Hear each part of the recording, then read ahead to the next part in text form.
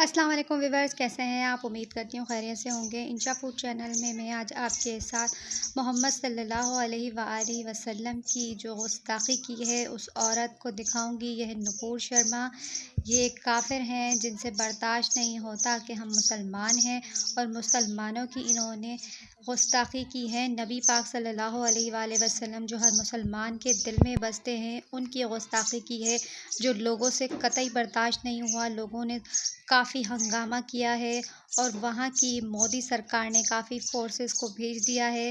تو یہ دیکھیں، اور یہ ایک سازش کے طور پہ ہوا ہے۔ پہلے 2-3 لڑکے انہوں نے پتھراؤ شروع کیا تھا مسجد کے آگے، اور پھر بہت ہی زیادہ لوگوں نے پتھراؤ شروع کر دیا تھا، اور اس پتھراؤ کے دوران کافی مسلمان یہ سارے زخمی بھی ہوئے ہیں، اور مودی سرکار نے پولیس فورسز کو سب کو بھیجا ہے، اور ڈرون جو ہے اس کے ذریعے دیکھا جا رہا ہے کہ چھتوں کے اوپر کوئی ہے تو نہیں، لیکن مانا جاتا ہے کہ یہ سارا مودی سرکار کا ہی ہاتھ ہے۔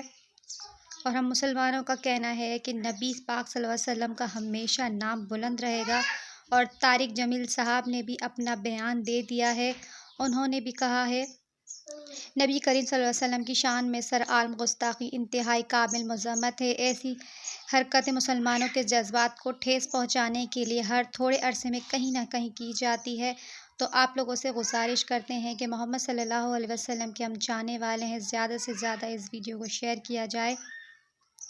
نبی پاک صلی اللہ علیہ وسلم پہ برداشت ناقابل ہو گئی، اور یہ دیکھیں لوگوں نے ان کے گھر کو آگ لگا دیا ہے، محلے میں ہنگامہ کر دیا ہے۔